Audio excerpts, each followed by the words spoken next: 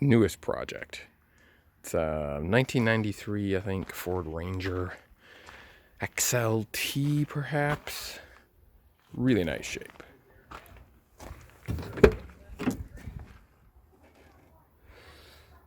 Beautiful looking interior. Has, I believe, like 90,000.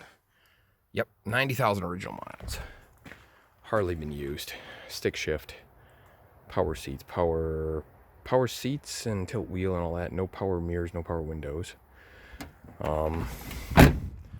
Has rust. Has the 4.0. Has some rusted out suspension pieces, which is why I got it. The guy was told the frame was rusted out. The frame is not rusted out as far as I can tell, although frame rust on these is fairly common. But you can see it's a pretty nice shape. Show you down here what we got. The hangers for the forward springs are pretty rusty. Rear shackles have already been replaced. Shackles and hangers back there, rear shackles and hangers have already been replaced. So there is a little bit of rust. Hard to see under here. Right there. There's your rust on the rear of the frame. See, new shackles, new hangers. There's your rust on the rear of the frame. And that can go forward and get into your shackle mounts and stuff like that. So I've got the repair parts coming for that. But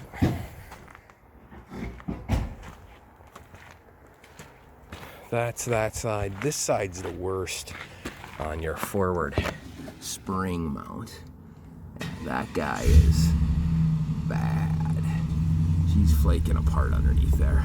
You can see that. So yeah, so I got that coming. But the frame itself, as far as I can tell, see, there's no major rustage.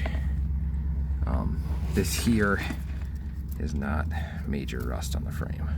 Kind of looks like it, I guess, in the video. It's just flaking frame undercoating. So there's no major, rust issues. There's some rust along the top of the frame rail back here, but I think most of that, again, that's undercoating that's peeling off underneath there. And I've got the repair piece that goes in the back. So that's the newest one. I think I'm gonna keep this one and use it. And it needs a starter, amongst other things. But today we're doing the starter. So the starters are located down here, driver's side. See that power wire going down there? Pretty easy to get at from the bottom. We'll start with taking the battery positive off, because of course you got a positive run straight down onto your starter, and it sucks to drop your starter and have the positive ground out and arc and weld and shock you and things. I've got a helper today, at least one. Two. I don't think So you're gonna help that much. we're get started on this. We got to jack it up so I can get underneath and get that starter out of there and put a new one in and see if it starts. It does run. I've jump started it or bump started it already at least once and drove it here, so it's not bad. Okay, here we are underneath the truck. We're looking at the starter there, right?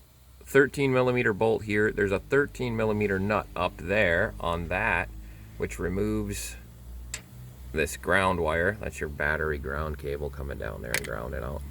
We get that out of our way. And you see there's another 13 millimeter nut there. So those are both 13 millimeters. And then we'll pull that down. There is obviously your main electrical connector connects up there to the solenoid. I'll take that off when I get it out, because it's just easier to get at those without trying to get at them when they're on the top there. I mean, you can just see them up there. That's the electrical connectors, but they're hard to get at when the starter's in place. So moving on. Here's our starter. We got it out. Now that bolt that I was saying up there, it was actually a bolt. It wasn't a bolt. It was actually a stud that stuck out that grounding cable climbed to. So you take the nut off the top, then it's actually just a deep well, and it's a stud that threads into the bell housing. It's not a bolt. It's 13 millimeter. Then you got, once you lower it down, you've got this is your main power wire. That's happened to be 13 millimeter. Ford kept it real easy for us, made everything 13. And then the other wire is this. It's a little 10 millimeter. And that's your solenoid wire that activates, that powers your solenoid, connects it, makes your starter go. So that's the old bad starter. probably rebuildable. We don't have a shop in town that rebuilds starters, and the new ones rebuilt off Amazon are like 60 bucks, so it's really not even worth it to try and tear it apart and rebuild it. So I'll just grab the new one and we'll put that in there. All right, we got our new starter in there. A air ratchet makes this job way easier, especially up here on that guy up there, that stud. Putting that in, there's really no room, so you just stick an air ratchet up in there, run it down tight. Now this area right up here, if you can see it above the front drive shaft, that's where I stick my hand through when I lower this down to get the nuts on up here on our electrical connector. I lower this down far enough, this main power cable up here will only stretch so far, that main power cable. It'll come down to about here. You can get the starter, back it out, tilt it, get it to come down so the bottom of it's pointing down, and then you can grab, you can get your hand right through here with your ratchet, break that top one loose. Then little solenoid wire, it's a lot longer. You can see it up there. It'll come down and you can lower it down even farther and take it off down here and then put it on, reverse, throw it up in there. I got the battery hooked up, so we're gonna go up top and see if we run. Let's see how it goes here. Trial and error. I was told this needed a new starter. That's what I was told. And it definitely just clicked when you tried to start it. You got nothing. I pull started it, it ran fine. So I'm hoping that what I was told was true and the starter was already tested. Oh, look at that. No. Nope. Well, that's not it, is it? All right. I violated one of my rules with this Ranger. I always troubleshoot. No matter what I get, what people say I have, I troubleshoot it. So I got this truck, like I said, for the transmission, but the truck is in such good shape, I decided, you know what? I'm gonna fix it up. Like, it's got some frame issues. Well, not frame issues, some hanger issues in the back, but I just want to fix it up. Because it's really good shape, really low mileage. I'll just use this. I'll sell one of my other ones that I got, and I'll use this one. So the guy was like, yeah, the starter's bad. He had it at a shop. Good mechanic. I know the guy. He had it at his shop, did some of the work in the back, told him the frame was rotten and he shouldn't drive it anymore. And the starter was bad, and that's why it wouldn't start. So I bump started it, took it home, and just went with, well, that guy's a good mechanic. He knows what he's doing. The starter's bad. So I ordered a starter. When I put a starter in, you guys saw that. Put it in, clicks, zero, nothing else. So the starter probably wasn't bad because I didn't actually troubleshoot this. I just decided to pull it. Now, the starters, they're super cheap. They're like $55 for a reman starter. It's not that big of a deal. But let me show you how you can diagnose the Ranger issue, or any of the Fords, the F-150s, the Explorers, the Expeditions of the early 90s, all had the same type of system on them. So let me show you this. Okay, so here we are on the front of the truck. So what this truck, the issue this truck has is that when you turn the ignition switch, you could hear the click of the starter relay. And this right here is a starter relay. It usually will have this protective cover on the terminal that comes from the battery. So this is the starter relay right here. This terminal down here is positive. It comes from the battery, that terminal right there. This terminal up here is the one that goes to the starter. So when you hit the ignition switch, that wire gets power, closes this big relay down, and power goes down to the starter. So you can test this a couple of ways. You can put a multimeter lead on here, check for 12 volts. I have 12 volts. You can put a multimeter lead on this side, check for no volts, and have someone hit the key inside, and this should get your 12 volts over here down to the starter. I did that. There's nothing, no power over there. So that means this thing's clicking. The solenoid inside is working, but the relay contacts are probably shot. Another way you can do it, you can place your big screwdriver across here, right? And you can hit it.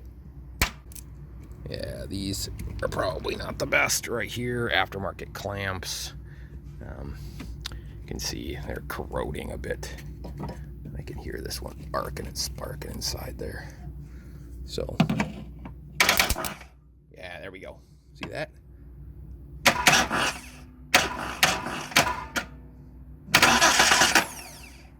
So, of course, that is my brand new starter down there. Look at that. Oh, it's so shiny. Yeah. So, this relay doesn't work. So I'm going to change it out. It should be screwed to the side of, yep, right there, 2 bolts. Take it off, change it out. Put a new one on. There. I got one here for 20 some bucks. You can probably find them cheaper from China, but it was close, it was handy. So, we'll get to that. Alrighty. Here is your old starter relay or starter solenoid, depending on what, I think they actually called it a starter solenoid. I consider the solenoid the thing actually on the starter itself that engages the starter, but I think they called this starter solenoid. Anyways, there's the old one. That's going there, junk. Here's what's left of the hardware. Of course, you know me, I'm not gonna throw that away. Now there's a box of bag there. It's gonna go in there. You never know. And brand new little, they give you some extra nuts and stuff for the extra terminals, the S terminal and the I terminal, which don't have nuts on this particular unit. They also give you new nuts for the terminals on there, and the ones that came off were 9/16. The ones they gave you were 1/2 inch. So over here, there's the new one in place. They give you these copper spacers to put underneath this, and they actually have the instruction that if you have this style of Ford connector here, it's actually 2 wires there, one's hot and one's not, but they say to put that spacer underneath there, and I think it helps them clear those dividers they've got. It's kind of a universal relay. I used the original nut on the hot one because it fits this factory cap, which I like to have on there to keep things from touching a hot terminal under my hood and arcing. So this is the new nut on this side. So it's a 1/2 inch. The original nuts are 9/16. These 2 little screws that hold it in place, they are 5/16 screws. So now let's go see what's going on here. I'm guessing, just a hunch, this thing should now start without a problem. Oh, look at that, huh? Purrs like a kitten. Can't really complain about a vehicle that's this old that runs that nice, which is one of the reasons why I'm keeping it. So, there we go. Beautiful. Love it. I will get to that thing someday, I swear. As soon as I get some cash, get an engine for it. But anyway, that's that.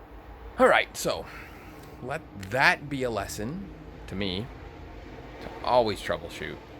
Also, a little handy tip there: if you got one of these Rangers, F-150s, Expeditions, whatever, they're all the same in the early 90s through I think like 2001 or something around there. I don't know exactly, don't call me on that, but I know the early ones, you know, 89, 90, 91, 92, 95, they all have this ignition system. If you hit the key, you hear that distinct click of that big relay, but you get no crank. Either the starter's gone bad, completely bad, and it won't do anything, and a lot of times you can rap on the starter and get it to work, or that relay's gone completely bad. Now, there are a few other safety switches. There's a clutch switch, there's a neutral switch on the transmission, that kind of stuff. But if the clutch switch has gone bad, that relay won't even click. Absolutely nothing will happen. The ignition will turn on, but when you go to hit the starter, you won't get anything. So if the switch, that relay's not even going to engage. If that relay's engaging, all your switches work, the ignition switch works, everything's telling that engine to start. So there's a little tip. Hope it helps. Like and subscribe. I got more stuff coming. The old smoky Jetta's sitting out there on the road. Yeah. I got some videos coming for that too. It is running now, and hopefully I'm going to be actually getting rid of that pretty soon. So see you guys around.